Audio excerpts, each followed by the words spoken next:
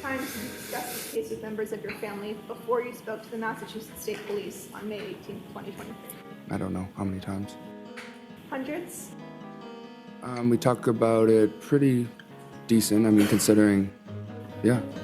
What members of your family have you discussed this case with? My parents, my sister, my aunt, JJ, and Uncle Matt. Would you say it's been hundreds of conversations? We'd have to split it up and quantify what conversations were about the actual case and what conversations have been the harassment we've faced since then. What, if any, type of harassment have you received? And all of these discussions took place with you and members of your family prior to your interview with the Massachusetts State Police. You continued to speak with them about this case since your interview. I don't know what you mean by this case. This case meaning the actual case at hand or just the case about the harassment we faced? People showing up at our house. Talking about what happened on January 28th and January 29th. But there's really nothing to talk about those specifics, no. People emailing my school. We have nothing to say about Just that. like We a weren't lot part of of it. harassment. You looked out the window multiple times on January 29th, correct? Twice, I think I said? You never heard any sort of commotion outside? No. You never heard screaming, yelling, or the screech of brakes in the front yard? You never saw a 220-pound man in dark clothes in the white snow on your front lawn? No. You did see those tire tracks. I did. No further questions. I'm all set? All right, Mr. Albert, you are all set, sir. Thank you.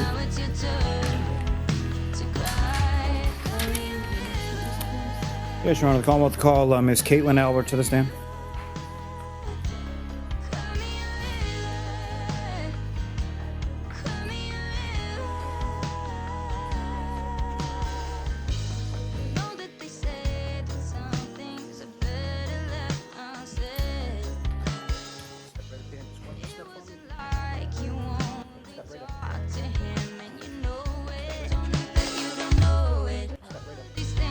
People told me.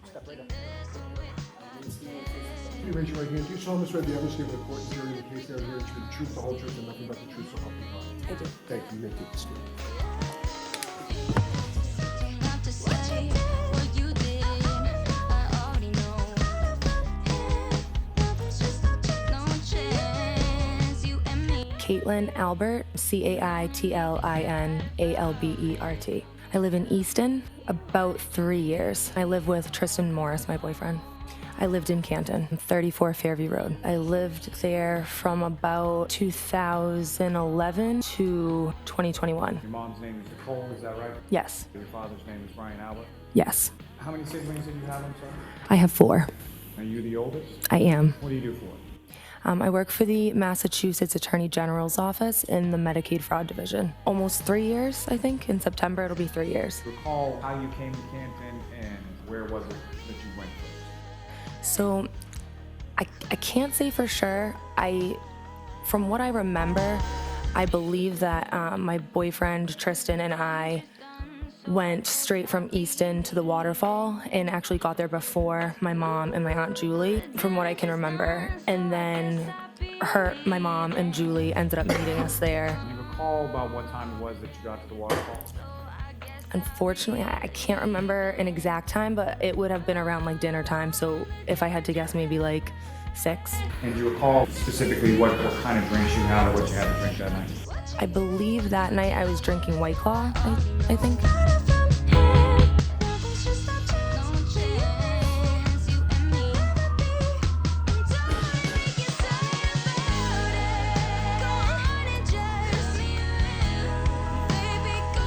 Nothing further, Your Honor. Okay. Mr. Unity? Thank you, Your Honor. Good afternoon, ma'am. Good afternoon. Ms. Albert, you were at your parents' home on January 29th by midnight or shortly thereafter, correct? Correct. You were the last one to leave at 1:45, 2 o'clock, somewhere in that area? Yes. On January 29th of 2022, did you receive any sort of communication from any investigator connected with this case? I did not.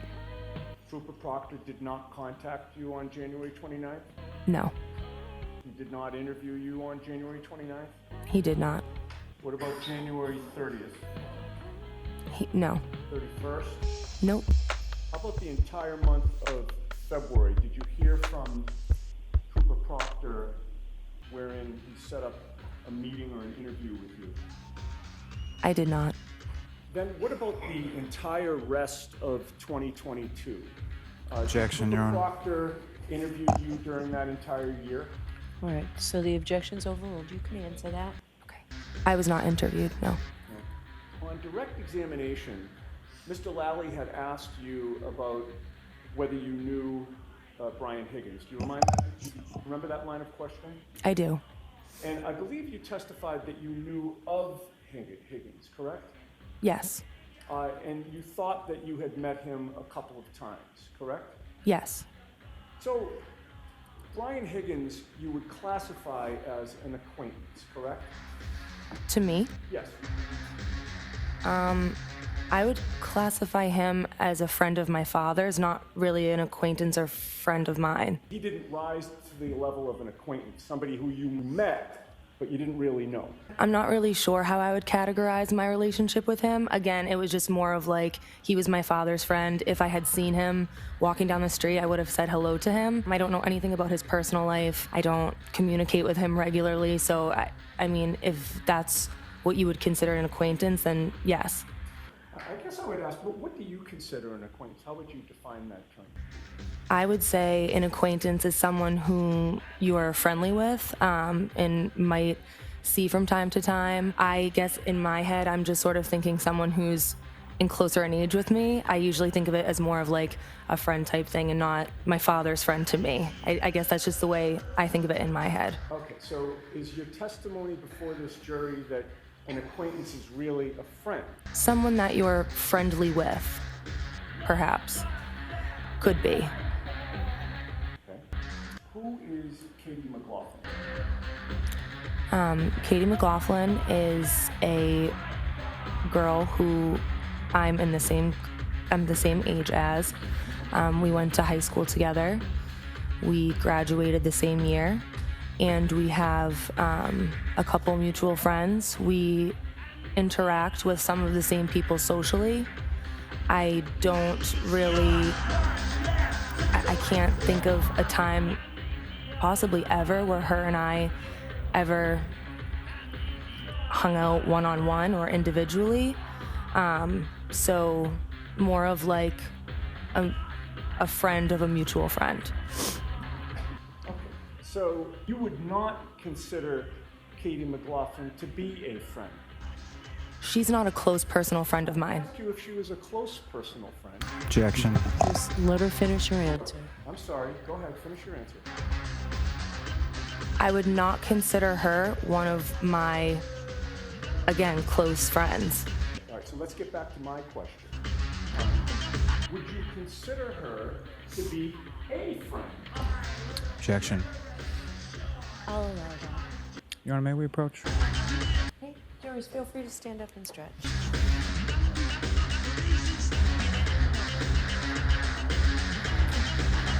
Is there any doubt in your mind that Michael Proctor might have framed Karen Reed? Ms. Albert, you know Courtney Proctor, correct? No doubt whatsoever in our minds. I know of her, yes. And you've been in her company several times, correct? No doubt Yes. whatsoever. You've met her children, correct? And the evidence She is shows Michael that. Proctor's sister, correct? Yes. The investigations Yes. show that. When Michael Proctor ultimately interviewed you in August of 2023, did he ever ask you how well you knew his sister, Courtney Proctor? Did that subject ever come up? Not that I remember. And did you ever mention it to him that you had met his sister and met his sister's kids? I did not. When you went back to 34 Fairview, you saw your cousin, Colin Albert, inside the home. He's been over your house many times. You're close with him as your first cousin. Colin Albert is close with your parents. And you had a brief interaction with him that was sort of toward the foyer of the house. Yes. And when you were there, you saw your brother Brian, whose birthday it was. He had two friends with him, Julie Nagel and Sarah Levinson, in that same area. Once you greeted Colin and left him, it's fair to say that you then were not looking over your shoulder monitoring what Colin was doing or where he was going, correct? Correct. And while you were in the kitchen dining room area, the door to to the basement was kind of blocked from your view, was it not? If I'm in the dining room area, there is a spot in there where I could see it, but I don't believe I could see the basement door, no.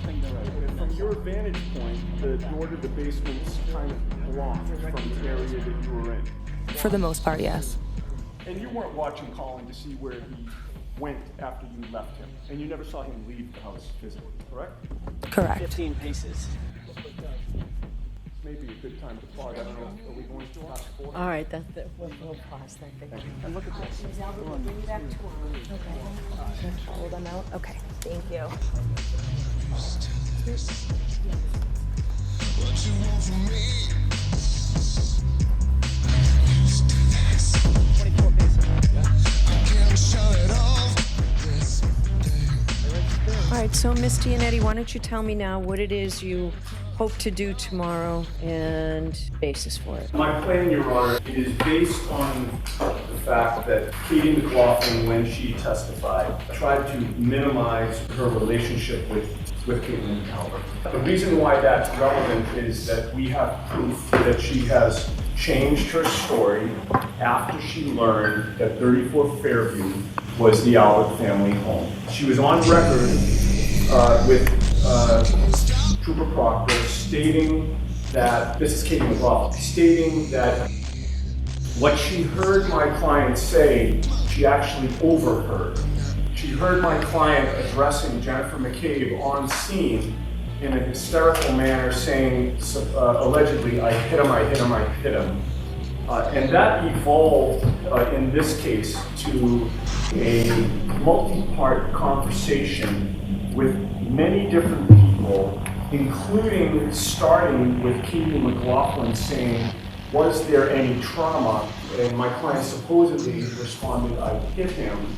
And then a police officer jumps in and asks another question. My client supposedly said, I hit him. And there were like 4 different times where my client was responding to others so that it wasn't really this burst of excitement and an excited utterance. She tried to cast it as statements that were made upon reflection, making them sound more ominous and more inculpatory than what they were, particularly because the person to whom my client was speaking, who was no friend of my client, reported that she said, did I hit him, could I hit him? So we have a clear conflict in the testimony. We have a witness who has admitted that her statement has evolved, and she's admitted that her statement evolved after she learned the identity of the house that she was at, which happens to be the house that Caitlyn Albert grew up in.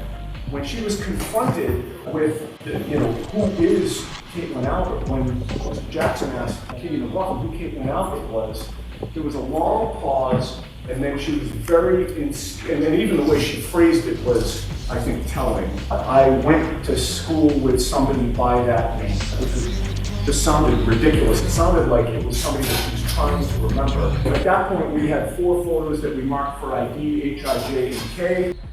Where we have them together, we have them being Facebook friends, we have a nature of the relationship that she tried to conceal in our view. Since that time, we've been deluged by other photos of the 2 of them together, including one intimate photo of them, the 4 of them. I'm sorry, when I say the 4 of them, I mean Caitlyn Albert, her 2 college roommates, and the only person who's not a college roommate in that photo is Katie McLaughlin. Katie McLaughlin also said that she never went on anything other than occasional day trips with Caitlyn Albert. We now know that that's false. We have them together in a hot tub drinking in a photo that is from Maine, which is about a 4-hour drive away.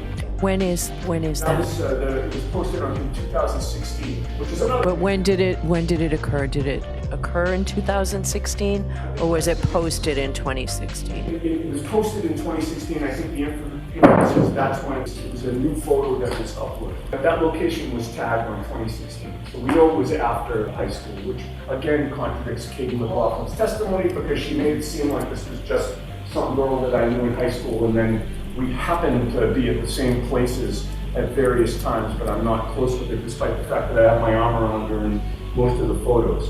The other aspect of this, Your Honor, is that Katie McLaughlin testified she had not seen Caitlyn Albert for, I think, 2 or 3 years prior to January of 2022. We have a baby shower photo that is from June of 2021. They are standing next to each other. Do you have someone to authenticate that date? Caitlyn Albert will authenticate that date. Why are you sure of that? She's going to be shown a baby shower which occurred in 2021. Okay. That's when it's timestamped on social media. And Caitlyn Albert, her face and her body are in that photo. Katie McLaughlin's face and body are in that photo. How many other people are in that photo? I think there are 6. I have the photo. Give back there, Mr. McDermott. The ones for ID. Or actually, if I can just see those, I thought these were different photos. If I could have those, then you don't need to count the people. Yeah. There are 5 other people in the photo with them, but they're together on the right side of the photo. These photos impeach the testimony of Katie McLaughlin multiple times, and we should be allowed to explore the bias of these witnesses, particularly the bias of Katie McLaughlin, who purports to give incriminating testimony against my client, brand new testimony that only existed after she learned of the identity of the homeowners in this case. This is classic bias and classic impeachment evidence. There's no reason why we shouldn't be able to show photographic evidence of this relationship, much like Mr. Lally's shown photographic evidence of the 34 Fairview, what it looks like. It's intended to assist the jury. And in doing a 403 balancing test, Your Honor, the probative nature of this evidence greatly outweighs any prejudice. She's able to explain these photos any way she wants when Mr. Lally does his redirect examination of her. But without being able to get into this, Your Honor, Katie McLaughlin's testimony, it's like she's wearing a suit of armor. We can't get through it. We have the tools and the evidence to get through it. We have the ability to expose her as somebody that's misrepresented something very important to this court. But if we can't ask these questions and we can't get in these photos, then we're not able to do it. All right, Mr. Lally, what do you say? You know, just as far as the authenticity of whatever these is, as far as social media is concerned, there's a variety of ways to fabricate that. And I think it's interesting that Mr. Giannetti is really vague about where these photos came from or how he knows the specifics that he's so sure about when they occurred, where they occurred, what state people were in, what day it was, who is college roommates of who within these photographs, but has no specifics about where these deluge of photographs came from. More importantly, Your Honor, what I would submit as far as Ms. McLaughlin is concerned is she was entirely consistent. The disparagement as far as what her testimony has been, as far as her statement within the report to Trooper Proctor, her grand jury testimony in this case, and her testimony before this jury on the stand were identical, if not entirely consistent. And again, it's not just Ms. McLaughlin that is attributing this statement to the defendant. The jury has heard from 2 other firefighters, as well as anticipated other witnesses who will testify to these exact same statements that the defendant made outside of the home on that date. What counsel I think is referring to as far as the could I have hit him is something that the defendant said to Miss McCabe, which was overheard by Miss Roberts on a speakerphone on the way to Fairview Road. And then she modifies that statement when she's asked specifically about the bruising and how that could have been caused. And it's at that point where she repeats, I hit him, I hit him, I hit him, I hit him. So to then use prior statements to a completely separate witness that have nothing to do with Ms. McLaughlin to try to use that to claim impeachment or bias is ridiculous. And then as far as it applies to this specific witness, when it comes to impeachment and bias, what the case law is very clear about is if it goes to bias of the witness who is on the stand. And the witness in this case is Miss Albert, not Miss McLaughlin.